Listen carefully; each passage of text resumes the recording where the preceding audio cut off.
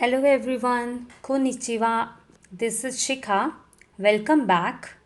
In this video, we are going to do negative sentence using ja arimasen in the end of the sentence.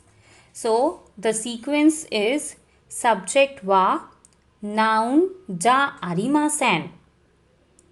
Ja arimasen is negative of des.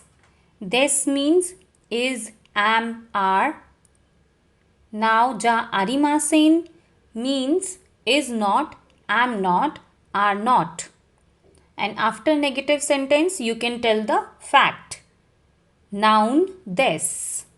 So in this picture this girl is saying watashi wa aoi ja arimasen. That means I am not aoi. Riko desu. I am Riko. Now in this picture she is saying watashi wa Amerikajin ja arimasen.